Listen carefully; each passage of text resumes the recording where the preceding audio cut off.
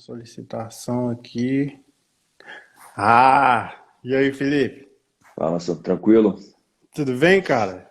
Tudo bem, graças a Deus. Ai, que bom, velho.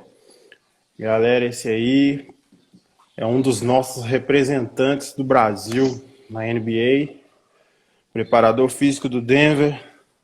O papo hoje vai ser forte. Felipe, cara, eu acho assim que a primeira coisa que eu queria comentar com você, assim, pra gente trocar uma ideia, mano, foi sobre o dia 26 de janeiro desse ano, que foi um jogo de vocês contra o Houston Rockets, se não me falha a memória, e foi o mesmo dia que o Kobe faleceu, cara. Uhum. Como que a galera absorveu essa notícia lá, velho? Foi um choque para todo mundo, né? Foi uma coisa que foi num sábado, eu acho que. Aí foi sábado, né? Isso. Foi sábado aqui, então foi um jogo também às 3 da tarde, então foi um jogo mais cedo. E começou como rumor, né? Começou como ninguém acreditava. Uhum, Daí os jogadores viram que era verdade e foi um jogo estranho, muito estranho, entendeu? Então foi um dia tipo para quem ele tá jogando, foi um choque para todo mundo, entendeu? Mas assim, uhum, o nosso jogo não foi tão chocante quanto os jogos que foram mais tarde, porque o nosso jogo foi o primeiro, tipo, ninguém sabia detalhe, ninguém sabia de nada, a gente tipo uhum, tava faziam faltavam 4 minutos para o treinador vir falar o pré-jogo, né? E daí os uhum. jogadores viram o que aconteceu e daí tivemos que ir pro jogo, entendeu? Então foi Bom. um foi bem estranho. É porque assim, aqui gerou um impacto gigantesco. Então é para É, vocês aí que estão em contato direto, estão sempre aí vendo, ou assim, até mesmo encontrando, imagino que deve ter sido bem difícil.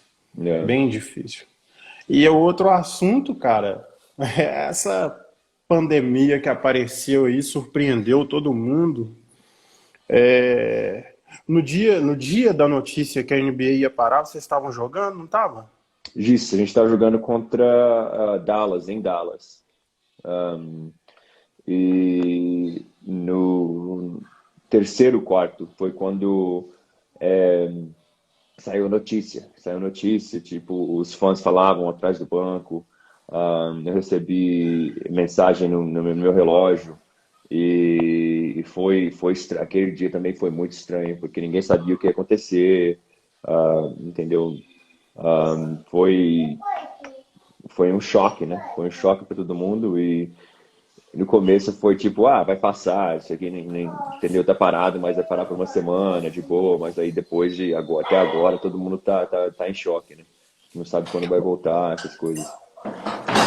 E para poder manter os caras com um nível bom de condicionamento físico, Felipe, que eu acho assim, treinar à distância deve ser uma dificuldade tremenda. É difícil, porque sem equipamento, sem poder ir na academia, sem poder ir na, no centro de treinamento, é bem difícil, entendeu? Porque, querendo ou não, a gente fez o máximo para mandar equipamento para casa dos jogadores. A gente mandou equipamento cardiovascular e tudo, mas não é a mesma coisa, entendeu? E, querendo ou não, é um desafio. Tipo, eu estou fazendo agora o planejamento que eu faço no aplicativo que eles têm no telefone. Então, todo dia eles têm o que fazer, como fazer, entendeu? Eu ligo para eles diariamente, ou no mínimo 3 vezes por semana, e sempre acompanhando eles, sempre tentando fazer, sempre tentando motivar, porque é um período para todo mundo que é diferente, né? Um período que não pode lugar, não está aberto, essas coisas, entendeu? E essa maneira de controlar assim, o trabalho, vocês têm alguma tecnologia para poder estar assim, acompanhando se o pessoal está cumprindo a risca, o que é estabelecido? Como que funciona, cara? Sim, o aplicativo que a gente tem no telefone, se eles fizerem o que foi pedido, o que eu planejei, me mostra quando eles fizeram, que horas eles fizeram, como eles fizeram, entendeu? E tem jogadores também que usam uma pulseira, que é uma pulseira que é pequena, assim, tipo no braço, e a gente pode ver no aplicativo, no outro aplicativo que tem, ah, ah, como eles trabalharam. Foi um trabalho forte, foi um trabalho razoável, entendeu? Pela batida do coração, pela intensidade dos jogadores. Então, pelo menos é o máximo que a gente está tentando fazer, né? Entendi. Controle de sono também, vocês costumam executar ou assim durante a temporada? Eu acredito que isso é com certeza. Mas nesse período agora, para poder controlar a questão de dormir cedo ou dormir tarde, essas coisas, vocês estão preocupados com isso? O que vocês têm feito para poder controlar essa questão? Isso é mais difícil de controlar sem estar perto dos jogadores, mas essa pulseira também controla o sono. Fala pra gente quando ele dormiu, como dormiu, entendeu? E, é isso que a gente faz com os jogadores até agora, mas é difícil, é bem difícil de controlar, entendeu? Então é uma coisa que ninguém sabe o que fazer, entendeu? É difícil. É complicado. Tem gente perguntando aqui se lá, deixa eu ver aqui a pergunta da Aline. No treinamento, há equipamentos que ajudam, né? Tipo assim, pela interpretação que eu estou fazendo aqui, se juntamente com os equipamentos e os métodos, pelo menos eu acredito, uma espécie de prevenção de lesão. Tem alguma coisa assim, Felipe? Porque como eu vim da a preparação física de alto rendimento que eu fiz aqui, eu fiz com atletas de futebol e Uhum, lá a gente utilizava bota de compressão. Aí uhum. vocês utilizam o que, cara? Primeiramente, prevenção de lesão. A gente não acredita em prevenção de lesão. Lesão vai acontecer. Entendeu? Você pode treinar um jogador, um atleta a todos os níveis, treinar todo dia, fazer tudo certo, e daí ele torce o pé, entendeu? Então, não tem como prevenir uma lesão. Então, o equipamento que a gente usa para reduzir a quantidade de lesão, ah, a gente sempre faz. A gente faz um programa que a gente chama nossas vitaminas, né? Vitaminas tem que tomar todo dia, então vitaminas a gente põe o nome no programa, entendeu? Então, essas são suas vitaminas, esses são movimentos que você pode fazer, que você vai fazer para tentar reduzir a quantidade de lesões que pode ocorrer durante treinos, jogos, um, ou trabalho individuais, entendeu? Então, é como se fosse um aquecimento e daí são feitos diariamente, entendeu? Então, em si, para responder a pergunta, não tem um equipamento, mas o programa que se faz diariamente, entendeu? Se faz na sala de fisioterapia, se faz na academia, se faz no aquecimento. Toda combinação de tudo isso é um programa para tentar diminuir a lesão, entendeu? Para tentar diminuir a lesão no máximo. Então, uma pergunta seria: não tem um equipamento, mas temos sim uma quantidade do programa, quantidade de exercícios que a gente faz, sim, para tentar reduzir a lesão. Agora aqui o Carlos Eduardo está perguntando sobre o Nikola Jokic. Como é o físico? Eu acredito que ele deve estar querendo saber em relação ao trabalho desenvolvido fisicamente com ele. Tipo, para tentar descrever, mas completando a pergunta dele, vocês fazem um trabalho diferenciado individualmente e também com os atletas que são titulares, reservas. Dá um panorama para a galera para eles entenderem como que funciona, Felipe. Isso, o trabalho é individualizado por grupo. Então, o que eu faço são titulares que jogam mais tempo, entendeu? A capacidade cardiovascular deles são feita a maioria nos jogos. A gente faz uma suplementação se precisar. Um, e o treinamento de academia, essas coisas também são suplementação do que precisa. Então, vamos dizer, eu divido eles em três grupos, que seriam os titulares, seriam os jogadores de rotação e seriam os reservas, entendeu? Os reservas que seriam o de desenvolvimento. Então, os titulares, capacidade física vai vir geralmente de todos os jogos, quando joga de 25 a 30 minutos por jogo. Os jogadores de rotação vão jogar entre 15 e 20 minutos por jogo. Os jogadores de desenvolvimento, se jogar, vai jogar entre 5 e 10 minutos ou não jogam os jogos até se tiver uma oportunidade diferente. Então a gente sempre põe cada jogador em o grupo que eles precisam ir. Por exemplo, o grupo de desenvolvimento vai malhar, vai fazer parte física, vai fazer muito mais do que os titulares. O segundo grupo, que é o segundo de rotações, vai fazer também muito mais cardiovascular do que os titulares, entendeu? Então, esses 3 grupos que a gente põe, a gente divide, é uma coisa que funciona pra gente, entendeu? E dentro desses grupos, também tem os jogadores individualizados, treinamento individualizado de cada jogador. Por exemplo, para armador, para pivô, para ala, e assim vai, entendeu? E a forma do Jokic é uma das melhores formas que eu já vi, entendeu? Todo mundo fala, critica, criticismo todo mundo vão ter o que falam, entendeu? Tipo, todo mundo fala que ele precisa perder peso, essas coisas, mas eu tenho confiança da forma dele, e querendo ou não, todo mundo fala que precisa perder peso, que precisa fazer isso, aquilo. Olha os números dele. Só isso, entendeu? Os números falam. Entendeu? Então, querendo ou não, olha os números dele. Se quiser criticar, falar alguma coisa sobre a forma, sobre qualquer que for dele, fala sobre mim, porque eu sou preparador físico dele, sou responsável por o que ele faz. E põe eu de responsável, não põe ele, entendeu? Então, eu não estou preocupado com criticismo, essas coisas do Nikola. O Nikola, a forma dele é uma das melhores formas que eu já vi, entendeu? Que o pessoal fala, tá fora de forma, até se assistir o jogo contra Portland no ano passado, o jogo 5 contra Portland, né? Que ele jogou 68 minutos direto, entendeu? Então, 68 minutos de basquete, né, no nível da NBA, se tiver fora de forma, você não joga, entendeu? Então, tem várias coisas, vários fatores que tem que também se ver, né? Uhum. E falando especificamente, ainda bem que se falou desse exemplo desse jogo, em termos físicos, falando especificamente desse jogo, o pós-jogo, para ele poder recuperar, descansar e jogar o próximo jogo, o que vocês normalmente fazem, por exemplo? Ele jogou 68 minutos, não foi? E Isso. assim, eu acredito que a intensidade na NBA ela é altíssima, não tem jogo Uhum. fácil, né? Principalmente fisicamente falando, desgaste, todas essas questões.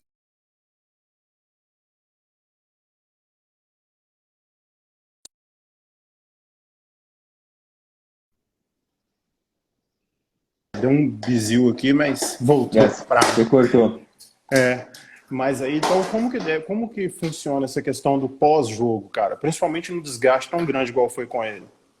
A gente sempre faz recuperação, como a gente tem um programa de redução de, de lesões, como eu estava te falando, a gente também tem um programa de recuperação, entendeu? Então a gente tem modalidades, tem cerca de, vamos dizer, 8 modalidades que os jogadores podem fazer, que é a compressão pneumática, que são as botas, o contraste, que é o frio e o quente, entendeu? A gente tem a máquina de crioterapia, que é aquela máquina que joga fumaça, que é abaixo de menos 32 graus, negócio assim. Então, a gente sempre tem um protocolo para eles seguirem, entendeu? Porque, querendo ou não, a gente joga entre 3 ou 4 jogos por semana. Então, a recuperação tem que ser rápida, a recuperação tem que ser efetiva. Então, tem várias modalidades que a gente usa. A gente usa massagem esportiva, a gente usa alongamento, a gente usa academia também, muito, entendeu? Não muito leve, mas faz rotações. Mas sempre, uma coisa que a gente sempre acredita, sempre em movimento, sempre está em movimento, entendeu? Para aumentar o fluxo sanguíneo, entendeu? E sempre está em movimento. Ainda nessa perspectiva de jogo, assim, na minha vivência como atleta profissional, é claro que a preparação física ela evoluiu assim com o passar do tempo. Eu creio nesse aspecto assim. Mas em dias de jogos, eles costumavam descansar a gente ao invés de colocar em alguma atividade, alguma coisa. Aí, vocês fazem algum trabalho físico no dia do jogo? Como que funciona o que vocês fazem com os atletas no dia de jogo? Dia de jogo é interessante porque muitas pessoas pensam que a gente, os jogadores, o jogo é às 7, eles chegam 6:30 e vai jogar, entendeu? Então, geralmente, um dia de jogo, a gente tem várias atividades antes dos jogos. Então, eles chegam para ter trabalho individual antes do jogo, de manhã. Então, vamos dizer, o jogo é às 7 da noite. Então, cada jogador tem seu horário de trabalho individual. Então, eles vêm, chegam geralmente o shoot around é às 10 da manhã, entendeu? Então, Uhum. às 8:30, começa 8:30, 9:30, 10:30, 8:30, 9:30, até às 10 são trabalhos individuais, grupos de 20 minutos a cada um, que fazem arremesso. Alguns jogadores fazem uma parte física de manhã ou fazem academia de manhã. E daí até meio-dia, vamos dizer, das 9 a meio-dia, meio-dia e meio, tem o trabalho no centro de treinamento. Daí os jogadores vão para casa, descansam, comem e voltam às 4 da tarde, entendeu? Então eles voltam 3 horas antes do jogo. 3 horas antes do jogo, o que eles fazem? Eles estão fazendo fisioterapia, eles estão fazendo trabalho individuais, eles vão malhar, entendeu? Eles estão malhando. Mesmo os jogadores que jogam, os titulares malham antes do jogo. E fazem as vitaminas, como eu falei, e Uhum. jogam o jogo.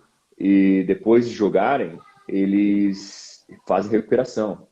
Então, quer dizer, eles saem da arena mais ou menos umas 11 horas da noite, entendeu? Chega às 8:30 da manhã, com certeza tem o intervalo, né? Que da meio-dia às 4, mas das 4 até às 11, a gente está lá, tá fazendo o jogo, tá fazendo recuperação. Depois do jogo também tem jogadores que malham, entendeu? Então, tem vários fatores que as pessoas não conhecem, entendeu? Então, geralmente também, que a gente não estiver em casa, a gente viaja logo depois do jogo, entendeu? Acabou o jogo, vai no avião, viaja para a próxima cidade, entendeu? Um, então, a gente usa, assim, é o que se fazem durante o jogo, que muitas pessoas falam descansar. O que a gente faz antes do jogo é a rotina dos jogadores, cada jogador é o que mais focado, entendeu? Porque a gente tem nutrição, tem recuperação, tem pré-jogo, tem muitas coisas que são feitas antes do jogo. Entendi. Eu vou olhar algumas perguntas aqui, Felipe, para ver se a gente responde aqui, ó. A Aline está perguntando se os atletas têm obrigação de treinar diariamente nas academias para manter o condicionamento físico. Depende do grupo, sim. Não é obrigação, mas é uma liga, é profissionalismo, né? Um profissionalismo que a gente tenta manter ao máximo de cada jogador, entendeu? Então, querendo ou não, eles têm a obrigação de fazer academia, no mínimo 15 vezes por mês, entendeu? Então, Uhum. tipo, uma vez a cada dia, a cada outro dia. Mas se você quiser jogar, querendo ou não, a liga faz isso para você. Você tem que ficar forte, tem que ficar ágil, tem que aumentar a capacidade vascular, entendeu? Então, naturalmente, os jogadores malham todo dia, entendeu? Então, depende da rotina também.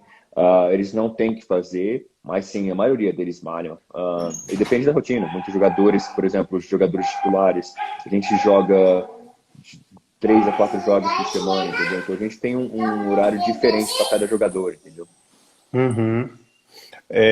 Ainda dentro dessa pergunta, né, tem algum atleta que você vê com resistência em querer malhar, ou não gosta, ou não liga para isso? Já tive, mas não nesse grupo que a gente tem hoje, mas já tive, sim. Já teve? E como é Uhum. que vocês faziam com o cara que não quer, não gosta?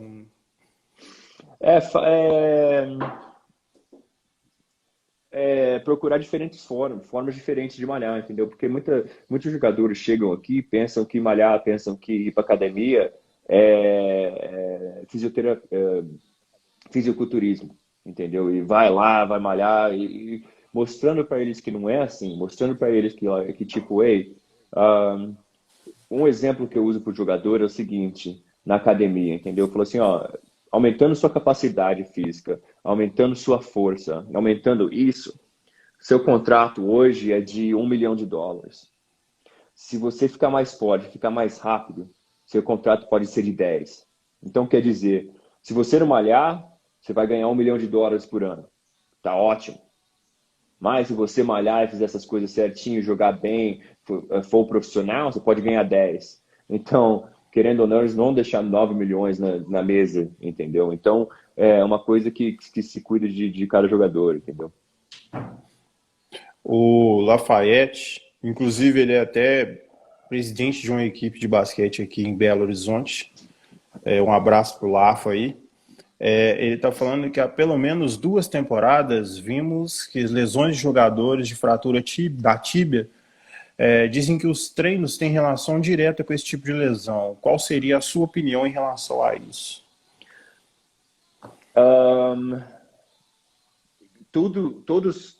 Todas tem muito fator, entendeu?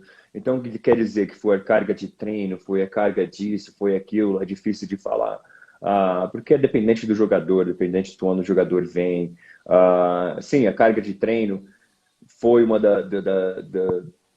foi uma das razões, pode ter sido, entendeu? Mas também é coisa, igual eu te falei, entendeu? A gente estava falando, vamos fazer um trabalho de reduzir lesões, porque a gente não pode parar lesões, porque a gente faz o trabalho muscular, para não ter lesão muscular. E do nada o cara quebra o osso. Então é uma coisa que é tipo, pô, mas aí vocês não fizeram nada para quebrar o osso, não tem como fazer, entendeu? Então são muitos fatores envolvidos, entendeu? Pode ser o carga de treino, pode ser a carga de jogo, pode ser que ele não comeu, que ele não dormiu a noite passada, pode ser o acúmulo de todos os anos que ele joga, entendeu? Então é difícil de falar o que foi, mas sim, o fator de muito treino, muito jogo pode ter influenciado. E querendo ou não, na NBA não se treina muito, entendeu? Se treina consistentemente, mas não muito, entendeu? Então, porque a gente joga muitas vezes por semana, então não tem como treinar, entendeu? Então, treinos são muito mais individualizados do que treino com equipe, entendeu? Então é difícil de falar que foi carga de treino que quebrou a perna do jogador, entendeu? E querendo ou não, o tamanho dos jogadores também influencia muito, entendeu? O tamanho, o peso, essas coisas, entendeu? O Thiago está perguntando qual o objetivo de malhar antes do jogo e se isso tem alguma influência no rendimento do atleta. O objetivo de malhar antes do jogo é uma ativação muscular e independente do grupo, entendeu? Então, por exemplo, os titulares malham antes do jogo, tipo de 3 titulares malham antes do jogo, 2 titulares malham de manhã.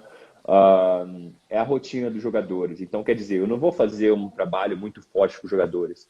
E o que a gente faz é para reduzir lesão, com certeza, e também manter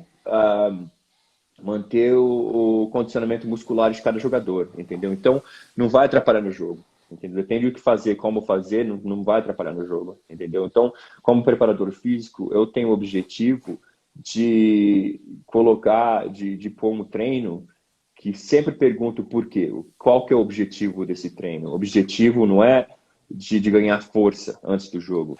O objetivo é de, hey, você está pronto para ir, entendeu? Você está se sentindo bem, entendeu? Você tem um fluxo sanguíneo muito maior como você malha.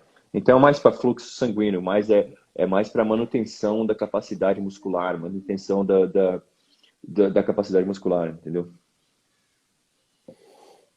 Falando ainda de atletas, eu queria recordar sobre a passagem de um desses caras que teve aí com vocês. E assim, eu tenho uma visão de que ele era extremamente atlético, que é o Kenneth Farid. Como que era a rotina com ele? Se realmente assim os números, né, dados de testes dessas questões assim de controle de carga, essas coisas eram aí com ele, cara. Ele era um cara realmente, a imagem que ele passava é o que ele era mesmo, assim, extremamente atlético. Ele era muito atlético. Uma coisa que o Kenneth Faried é que ele era um jogador baixo, né? E uma coisa que ele não parava é a energia. Eu uso do exemplo geralmente como qualquer lugar. Você está jogando uma pelada em qualquer lugar. Você vai para o parque e joga uma pelada. Mas se você jogou basquete bastante, você vai encontrar aquele jogador que não para, que corre aqui, corre ali, você vai... aquele jogador que a gente chama de chato, né? Jogador chato, que pega o rebote, fica dando porrada, fica aqui, não sei o que. É aquele jogador que a energia não para. Você vai falar, pô, meu, não é técnica, entendeu? Mas o Kenneth Faried, por ele ser menor que outros jogadores, ele jogava de pivô, jogava de, entendeu? De forward, né? Que é o pivô mais baixo. Um, a energia dele sempre fazia mais do que ele precisava, entendeu? Então o atleticismo dele é uma coisa muito impressionante, entendeu? Então teve uma vez que ele enterrou, assim, eles estavam brincando no meio do rachão, que ele estava tendo rachão. O Ty Lawson jogou a bola pro alto, ele foi, pegou a bola, tipo, bem acima do ar, ele pegou, enterrou forte, a gente estava assistindo, e ele pôs a mão na cara e começou, ai, ai, ai, ai, ai, ai, ai, ai.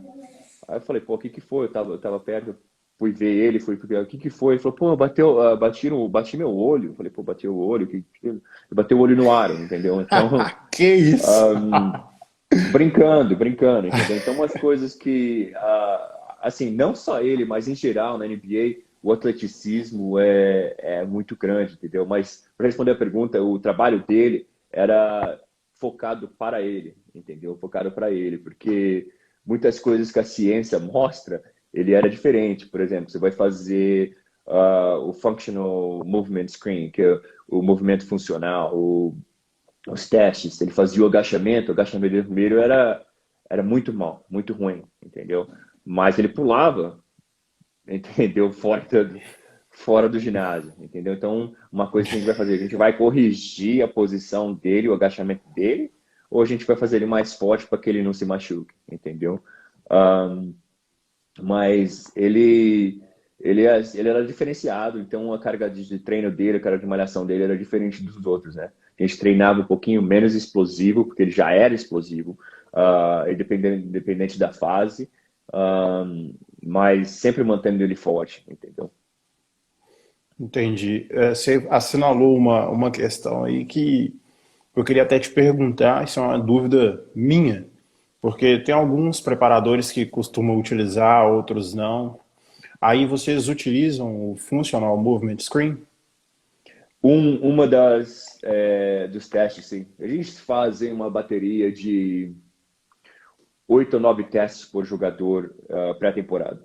Então, a gente usa, assim, a gente tem o Functional Movement Screen, a gente tem outros testes que a gente usa também, entendeu? Que são testes específicos para o time. A gente tem o prato de velocidade, que é o Force Plate, e de força. A gente tem tipo 7, 8 testes que a gente faz geralmente para o jogador para criar uma data de uma database, como é que chama o database? Um histórico de O cada jogador, histórico do entendeu? atleta. Uhum. Isso. E dentro desse processo de avaliação, vocês fazem na pré-temporada, mas dentro da periodização vocês repetem esses testes para ver se teve uma melhora, se teve uma queda? Como que funciona Sim, isso, cara? sim. Então, geralmente, testes mais fáceis de teste de força, testes de explosão, a gente repete de 2 a 3 vezes por semana, quando pode, né? Porque a gente está muito na, viajando muito, entendeu? Não está em casa. Mas quando a gente está em casa, a gente tenta repetir. Geralmente com os jogadores de desenvolvimento, mais do que os titulares, entendeu? Os titulares a gente testa, sim.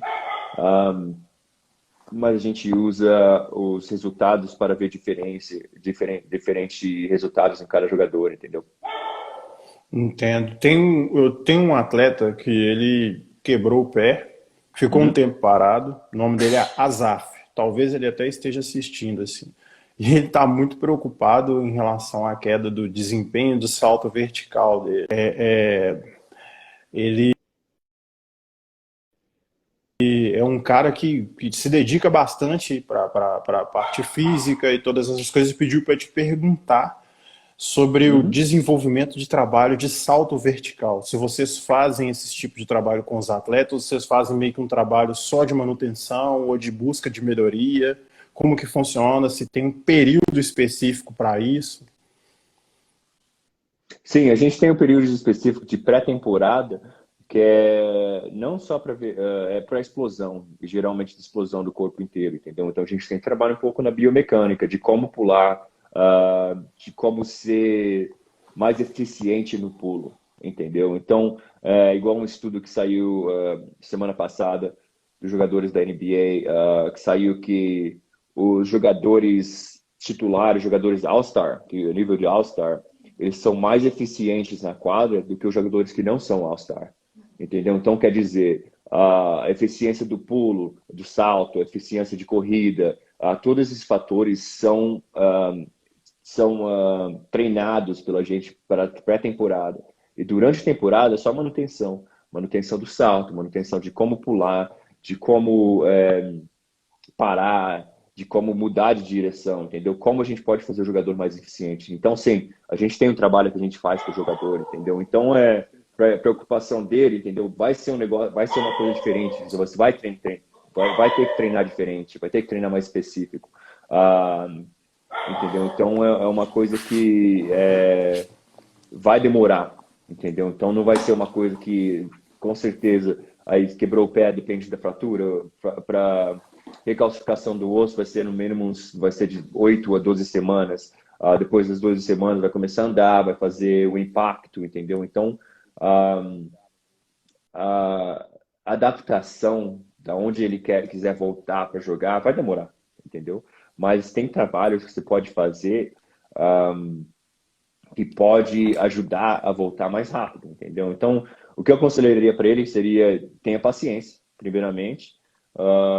Segundo seria trabalhe em movimentos, porque todo mundo pensa quando quer uma fratura, tem uma fratura no pé, você tem que trabalhar, para ser mais rápido, você tem que ser mais rápido, com certeza. Mas quando você tem uma fratura, preste atenção como você está fazendo, preste atenção como você salta, como você tá batendo no chão, entendeu? Como você freia, como você vai, entendeu? Essas coisas podem ser feitas não tão rápido, mas tem um estado de, por exemplo, de 2 a 3 semanas, só devagar, mas mais eficiente, entendeu? Então você vai pular, o pulo tá eficiente, entendeu? Não precisa pular rápido, pula, land, entendeu? Tá eficiente, tá legal, entendeu? Como é que tá? Então, estou indo numa outra onda aqui, mas sempre diminui a velocidade dos movimentos que você faz, mas façam eles certos, que seria o meu conselho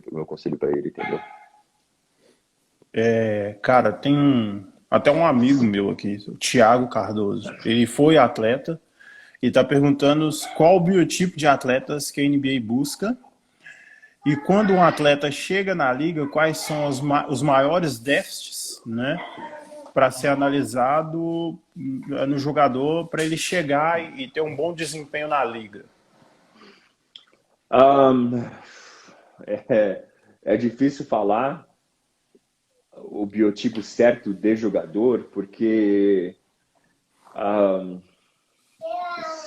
são muitos fatores, entendeu? Porque eu já treinei o Nicola, já treinei o Timo Mozgov, que são então 2 e 10, 2 e 12, grande. E já treinei o Isaiah Thomas, já treinei o Nate Robinson, entendeu? Que são os pequenininhos do basquete, né? Então, o biotipo que a NBA procura é jogadores de basquete, entendeu?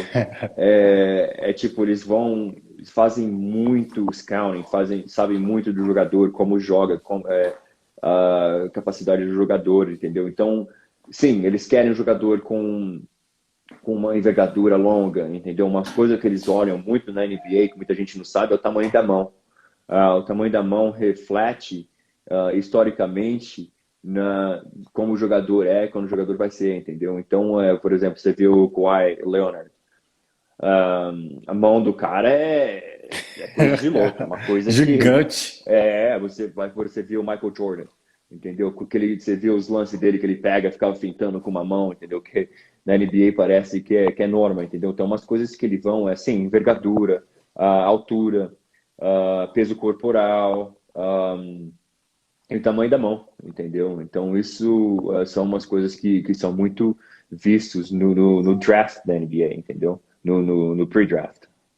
Eu acho que essa pergunta próxima aqui do Miguel ela tem um pouco a ver nessa questão aí do processo seletivo. Se tem algum nível mínimo de porte físico, o atleta tem que ter.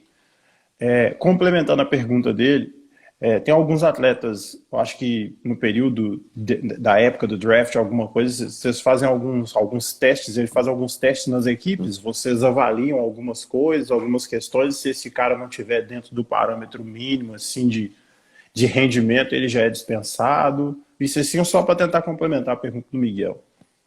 Sim, a gente tenta, no máximo, saber os mínimos, entendeu? Então, na NBA é difícil, porque, por exemplo, se você vê, você vai falar, o jogador tem que ser forte, e o Kevin Durant vai treinar o supino, não consegue fazer um, entendeu? Então, todo mundo fala, não é forte, não vai jogar na NBA, ele é o Kevin Durant. Então, tem outros jogadores que vêm e fazem 25 repetições do supino, entendeu? Fala, esse jogador é muito forte, mas não tem a capacidade de um jogador de NBA, entendeu? Então, são fatores que são difíceis de ver. Mas a gente sempre tem o que precisa, qual que é o mínimo que cada jogador tem que atingir, entendeu? Então, por exemplo, o jogador salta 30 centímetros, o jogador bom, entendeu? O jogador salta 10 centímetros, ele é técnico, mas não salta muito, entendeu? Então, tem várias coisas, vários fatores que a gente considera, assim, por preparação física, por explosão, essas coisas de cada jogador, entendeu?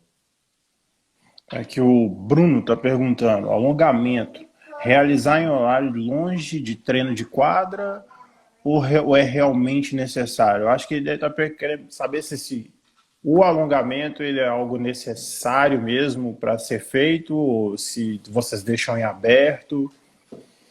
Não, uma coisa de alongamento tem muitos estudos e muita contradição. Tem muitas coisas falando de alongamento, de fazer antes do jogo, não fazer antes do jogo, como fazer. Se você põe aí estudos de alongamento, você vai achar milhares de estudos, entendeu? Então, que são bons, que é ruim, fazer antes, fazer depois. Então, o que a gente faz no alongamento dos jogadores é o seguinte: a gente faz. Minha função é de preparação física, com certeza, mas minha função para muitos jogadores é de manter os jogadores prontos para jogar, entendeu? Então, quer dizer, se o jogador gosta de alongar antes do jogo, ele vai se sentir bem para jogar o jogo, alonga o jogador de jogo antes do jogo, entendeu? Então, não é uma preferência do jogador, eu educo o jogador o que eu sei, o que eu acredito, mas cada jogador é diferente. Tem jogador que gosta de alongar antes do jogo, entendeu? O que eu faço é o seguinte, eu vou alongar você antes do jogo estaticamente, que eu vou jogar, vou fazer o alongamento, mas depois a gente vai fazer uma ativação, entendeu? O jogador, tá, por quê? Eu explico o porquê, pronto, acabou, a gente faz, entendeu? Então, alongamento, para mim, se fosse, vamos dizer, o que você aconselharia? A gente alonga antes, mas a gente não alonga muito, a gente faz muito mais movimentos, que são as vitaminas que a gente faz, que a gente é mais específico, é mais estudado cientificamente para ajudar os jogadores. E alongamento sempre, depois do jogo, depois de treinos, a gente alonga de cada jogador individualmente, entendeu? São todos que alongam? Não. Depende de cada jogador, como eu Uhum. falei, entendeu? Então, a pergunta, alongamento realizar horários longe de treino, de quadra, realmente necessário? Depende de cada jogador, entendeu? Depende da pessoa. É difícil de falar, entendeu? Porque tem muita gente, depende do corpo humano, cara. Uhum. O Hertz está parabenizando aqui a live, mandar um abraço para ele. Esse Hertz Ferreira ele é responsável por um grande projeto de basquete aqui em Belo Horizonte. É um cara que está muito ligado a eventos e também tem uma equipe que é muito forte aqui. Começou no basquete amador e quando vai para jogos aí de federação dá o trabalho, muito trabalho. O Cris também está fazendo uma pergunta aqui. Abraço, Cris. O que vocês acham hoje em dia de cada vez mais o pessoal está usando tênis de cano curto? Se isso é perigoso? Ah, difícil de falar, Alisson. Difícil. Parece que eu falo toda vez, mas é uma coisa de. Tem pessoas que usam tênis baixo, jogadores que usam tênis baixo fazem a bota de esparadrapo, e tem pessoas que jogam de tênis baixo e não querem fazer, entendeu? Então, o aconselhamento, o aconselho que a gente dá para os jogadores é o que é confortável para você e a gente se adapta ao que é confortável para você, entendeu? Então tem jogadores que Uhum. gostam de cano baixo, entendeu? Porque a questão, querendo ou não, o jogador, vamos dizer, o armador, vai chegar para mim e vai falar, ó, eu quero jogar de treino baixo porque eu sou mais rápido. E se é mais rápido, mais por 1% se é mais rápido sem com o cano baixo, na NBA aquele 1% é como se fosse 90%, entendeu? Então você vai falar para o jogador, não quero que você use o cano baixo e fazer o jogador mais lento, é uma coisa que você tem que se considerar também, entendeu? Porque no final do Sim. dia, como todo time no mundo, tem que ganhar jogo, tem que produzir, entendeu? A pressão é muita, entendeu? Então, a pressão por exemplo, para mim, a pressão é de trabalhar com um grupo que da NBA, o salário de cada time são 100 milhões de dólares. Então, a pressão que eu tenho de fazer 100 milhões de dólares de investimento de alguma pessoa, de uma pessoa que me deu trabalho, é muita pressão, entendeu? Então, assim, Uhum.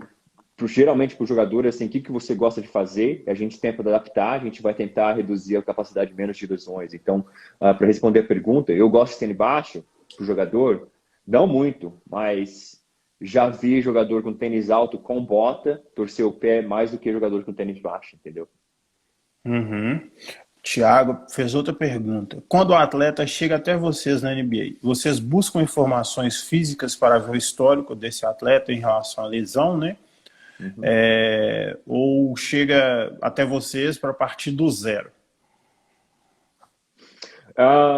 O negócio da NBA, cara, é muito impressionante, é muito legal também. E porque quando o atleta chega pra gente, quando ele é draftado, foram anos de scouts que os caras fazem, desde a high school, entendeu? Joga college, joga high school. Então, o jogador já tá na mira do time ou de outros times há muito tempo, entendeu? Então, a gente sempre tem histórico de lesões, histórico de condicionamento físico, essas coisas a gente sempre tem. Então, nunca se começa do 0-0, entendeu? Então, a gente sempre tem histórico. Por exemplo, a gente sabia que o Michael Porter Jr. estava machucado, qual que era o machucado dele, entendeu? A gente sabia que o Bobo estava machucado. Então, nunca se começa do zero, entendeu? E é assim que são as coisas aqui na NBA, entendeu? Entendi. O Lafayette perguntou se a gente, que a conexão dele caiu, ele perguntou se a gente respondeu. Ele falou, foi ele que perguntou sobre aquela questão dos atletas quebrarem a perna, a canela, né? No caso, se estava atribuído a impacto Carga de de treinamento. treinamento e essas coisas. A gente respondeu lá, Hum. pode ficar tranquilo. É, Uma, uma pergunta, Felipe, até assim, que eu queria te fazer, porque eu já vi isso, né? Eu trabalhei com, igual eu te falei, com o futebol, e lá a gente adquiriu aquela máscara, Elevation Training Mask, que a proposta dela, eles falam que é uma simulação de altitude, mas a gente estava usando para o atleta hiperventilar, para tentar melhorar a hipoxia. capacidade respiratória do atleta, tal e tal e tal. Aí vocês costumam usar? Não, Não, né? Categoricamente, não. não. Em Denver a gente já tem altitude naturalmente, entendeu? Então a gente está, que é 1 milha, que são 3 quilômetros de altitude, né? Uhum. Então, a máscara é mais para hipoxia do que trabalho de altitude, entendeu? Então, estudos científicos mostram que com a máscara e sem a máscara, o resultado não é tão beneficiário como para ser, entendeu? Então, para a gente, quer dizer, a gente tem um jogador para treinar fisicamente 30 minutos, 45 minutos, entendeu? Então, quais são os treinos mais efetivos para aquele jogador? Entendeu? Então, a gente tem que escolher, porque querendo ou não, assim, por temporada, vamos dizer, mensalmente tem 2 ou 3 equipamentos que são apresentados para mim, entendeu? Então a gente sempre tem que escolher qual que é o melhor e mais eficiente para cada jogador. Então a máscara não é um negócio eficiente que é ajudar os nossos jogadores. Então a resposta é não, entendeu? Então por isso que Uhum. a gente não usa, entendeu? Uhum. Bruno Personal, novamente com a pergunta aqui, ó. Trabalho de pliometria, potência, é mais feito antes da competição ou vocês trabalham isso durante a competição também? Mandar um abraço para a Ive, minha irmã aí também que entrou. Abraço, Ive. Ah, trabalho de pliometria, deixa eu ler aqui, pliometria, potência mais feito antes da competição, ou vocês trabalham isso durante a competição também? O trabalho de pliometria é trabalhado o ano inteiro, é trabalhado na pré-temporada mais focado mais na pré-temporada e depois a manutenção, entendeu? Então eu faço a cada 2 ou 3 semanas, eu faço um pouco de quilometria na semana, entendeu? Então é sempre trabalhado, sim, mas é mais para manutenção. E antes da temporada, sim, a gente trabalha um pouquinho mais forte, entendeu? Para quando estiver a Uhum. temporada, você só ativa a pliometria, entendeu? Então, o negócio com a pliometria, que muita gente sabe, mas esquece, é que o objetivo da pliometria é trabalhar o sistema nervoso, entendeu? O sistema nervoso que ativar o sistema nervoso. Então, a gente usa a pliometria a, durante a temporada para ativar o sistema nervoso dos jogadores. Então, o que você faz um trabalho bem feito, ou você acha que é bem feito para o jogador na pré-temporada, quando você refaz, o seu corpo entende o que está tentando fazer, entendeu? Então, a ativação é bem mais rápida do que se não é feita. Entendi. Felipe, a gente passou um tempinho aqui. Você acha que dá para a gente continuar? Sim, sim, tranquilo. Pode? Beleza. Uhum. Miguel pergunta se alguns treinamentos físicos são padrões para a NBA ou cada time tem um treinamento completamente diferente? Eu não vi essa pergunta aqui. Ela passou aqui, tá lá em cima. Alguns treinamentos eles são padrões para a NBA ou cada time tem um treinamento completamente diferente. São, assim, preparação física em si, tem vários modos de fazer. Então, é especificamente para cada time. Uhum. É completamente diferente para cada time, entendeu? Tem muitos treinadores que acreditam em movimento, tem muitos jogadores que acreditam em força, em explosão. Então, depende do estilo do preparador físico. Uhum. Ó, o Hertz Ferreira, aquele que eu tinha até comentado com você antes, aí, ele falou que pegou a live nossa aí no meio do caminho e estava perguntando se esse período de pandemia, da pandemia, está tendo algum trabalho, alguma coisa específico.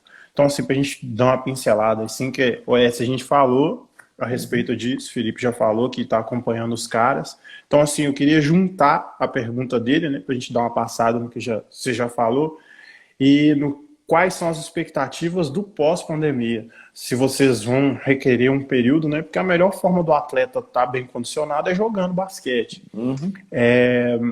Se vocês já negociam com a NBA pelo menos um período aí para poder fazer, sei lá, alguns jogos amistosos, uma mini pré-temporada e todas essas coisas, ou como que está funcionando isso? Para responder a pergunta, sim, a gente está usando o aplicativo no telefone e diariamente a gente contata os jogadores, eu contato os jogadores. E para a NBA, para saber joga pré-temporada, se vai direto para os playoffs, a gente não sabe de nada ainda, entendeu? Então, o que eu estou tentando fazer com os jogadores é manter o porte físico agora. Ah, seria um período, seria legal ter um período para treinamento, para retreinar os jogadores para quando jogar, porque, como você falou, a única forma de jogar basquete, de entrar em forma para jogar basquete, é jogando basquete. Então, eu acho que vai ter, Uhum, entendeu? Se voltar, quando voltar, essas coisas, vai ter um período de treinamento, mas não vai ser muito longo por causa do calendário. E agora tá tudo no ar, cara. Não tem como, ninguém sabe o que fazer, quando vai fazer, como fazer, entendeu? Então é difícil de falar uma pergunta sem responder a pergunta sem data, entendeu? Eu mesmo, uhum, como preparador físico, é difícil treinar os jogadores, porque eu não sei se vai voltar em uma semana, ou vai voltar em 3 semanas, ou vai voltar em 4, uhum, ou não vai voltar, entendeu? Então, uma uhum, coisa que é difícil de treinar. uhum. Tem uma pergunta aqui da Aline. Qual a idade mínima e máxima para ser um atleta da NBA? E eu acho que ela casa um pouco com a pergunta que o Lafayette está fazendo logo abaixo. Qual é o seu conselho para alguém que sonha em chegar na NBA, seja como atleta ou seja em outras áreas? O que você coloca em as duas situações? A idade mínima são 18 anos, tem que fazer até agora, acho que eles vão mudar, mas são 18 anos que tem que chegar pelo menos ter um ano de college, né? Uhum. Antigamente não precisava ir para college. Eu acho que eles vão mudar de novo. Então, acho que a idade mínima são 18 anos. A idade máxima é dependente do jogador, tipo o Vince Carter aí. Aham. E para chegar na NBA é uma coisa que não muda no mundo inteiro, entendeu? É trabalho forte, acreditar, Uhum. sonhar, Uhum. trabalhar firme e ter vontade, entendeu? Então, não tem uma fórmula mágica para chegar. Tem que conhecer as pessoas certas na hora certa e sempre estar preparado para quando a oportunidade chegar. O que aconteceu comigo foi, eu conheci pessoas no ramo, sabia que eu queria ir no ramo. Primeiramente, eu queria ir para a NBA, mas eu sabia que não era, era meu sonho, entendeu? Como jogador, jogar na NBA. Mas a gente jogou, é difícil de jogar no nível da NBA, entendeu? E pensando assim, eu fui, pô, eu quero ir para a NBA. E meu sonho antes de começar tudo isso, era assistir um jogo da NBA, entendeu? Esse era o meu sonho. Hoje, fazem 9 anos que eu tô jogando, fazem 9 anos que eu tô trabalhando na NBA. Já assisti no mínimo, assim, no mínimo 82 jogos por 9 anos. Então você faz a conta, 82 vezes 9. Então foi um sonho que eu segui de, pô, eu Uhum. não vou ser jogador, eu gosto de preparação física. Qual que é o nível mais alto do basquete de preparação física que eu posso chegar? A NBA. Então o que que eu posso fazer para me preparar? Tudo. Eu fazia tudo que possível para me preparar, entendeu? E quando chegou a oportunidade, eu estava preparado, felizmente, entendeu? Então, é uma coisa, sonhar e sempre se preparar, sempre saber as coisas novas, sempre, entendeu? Fazer as coisas que você acha que vai poder você chegar lá. E uma coisa que muitas pessoas não sabem, que assim, é dito diariamente, mas as pessoas esquecem, trate todo mundo, independente de se for o melhor jogador ou o pior jogador, independente se for o melhor aluno, trate todo mundo igualmente, entendeu? Porque ah, seja o pior jogador que nunca jogou, mas é gente boa, pode ser o dono de uma companhia, pode ser o dono da NBA, que um dia que pode te dar um emprego, É entendeu? verdade. Então, é uma coisa que eu sempre tive, que foram meus pais que me ensinaram, minha cultura também. Sempre trate todo mundo com respeito, sempre trate todo mundo, independente do que for, da cor, da religião, entendeu? Então, sempre tratando todo mundo igual, que eu acho que me ajudou a chegar onde eu estou, entendeu? Uhum. Porque para mim não tem essa, para mim todo mundo é igual, entendeu? Para mim todo mundo, independente se for o Carmelo Anthony ou se for o Bobo, que não jogou um jogo, todos os jogadores Uhum. vão ter minha atenção, entendeu? Então uma coisa que para mim eu sigo sempre assim, entendeu? Então não tem uma fórmula exata, mas essas coisas são importantes para fazer, entendeu? Uhum. O Clayton, que é um amigo nosso aqui também, do basquete, está perguntando se já recebeu proposta de outros times. Já. 3 anos atrás, esse é o terceiro. Sim, o Los Angeles Lakers me deu uma proposta de emprego.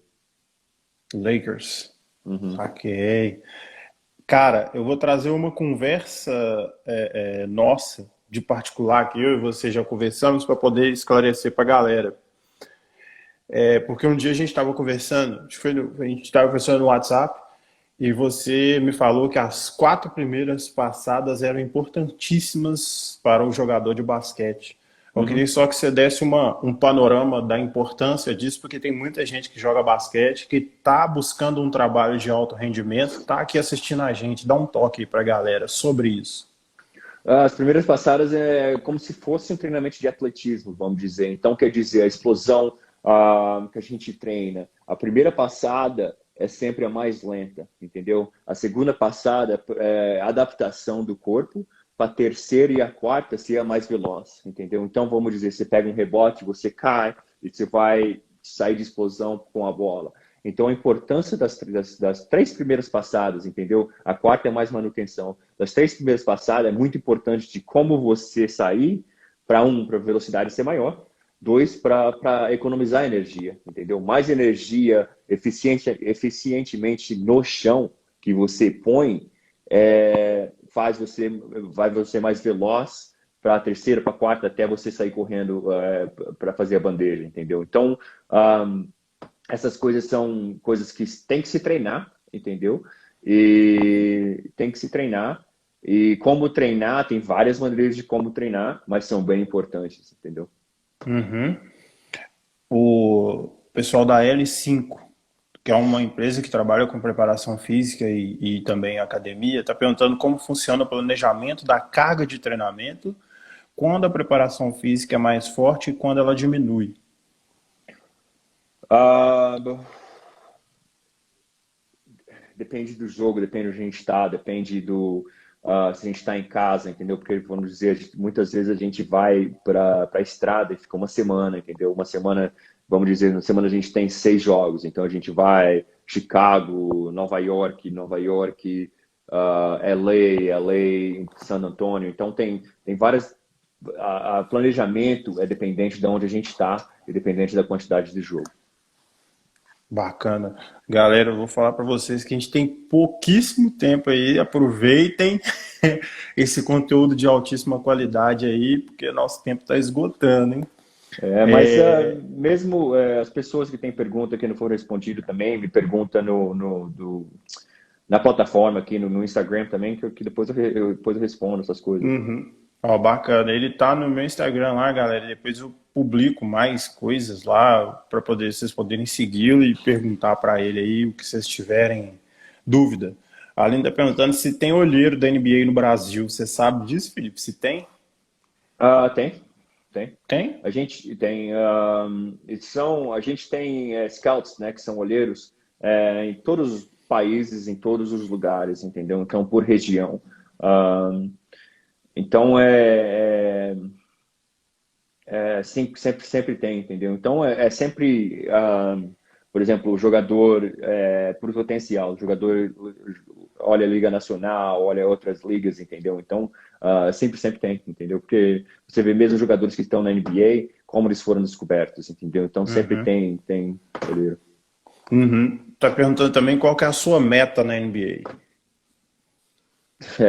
Minha meta na NBA é ganhar um campeonato, entendeu? A minha meta, antigamente, quando eu comecei como assistente, era de virar o preparador principal, que hoje eu sou. Agora é ganhar um campeonato, entendeu? Ganhar um anel, como todo mundo tem, e ajudar a maioria dos atletas possível, entendeu? Uhum. E esses olheiros, Felipe, é só para atletas ou tem olheiro para outras denominações também? É geralmente mais para atleta, mas é difícil de saber, entendeu? Porque Uhum. a coisa, a distância é mais a língua, entendeu? Uma coisa, muitas pessoas no Brasil falam inglês, mas não falam fluente, entendeu? A língua atrapalha e atrapalha bastante essa comunicação, entendeu? Então, Uhum. mas é uma coisa que eu achando, né? Eu acho, porque é mais para jogadores de basquete, entendeu? Uhum. Não entendi. Galera, a gente tem menos de um minuto. Eu já gostaria de te agradecer demais por essa live.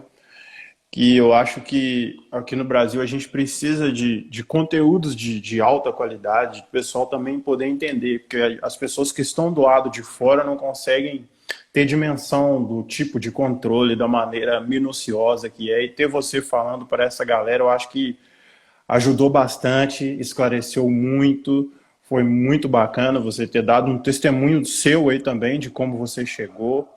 Foi muito importante pra gente. Eu queria te agradecer de coração por ter aceitado o meu convite aí, viu, brother? Brigadão mesmo.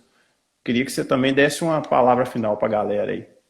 Obrigado vocês. Se precisar de alguma coisa, dá um toque. E estamos todo mundo junto nisso aí, entendeu? Então é sempre manter a positividade e trabalhar duro, né? Não tem outra forma a não ser trabalhar duro. Brother, muito obrigado. Valeu demais. Valeu mesmo de coração.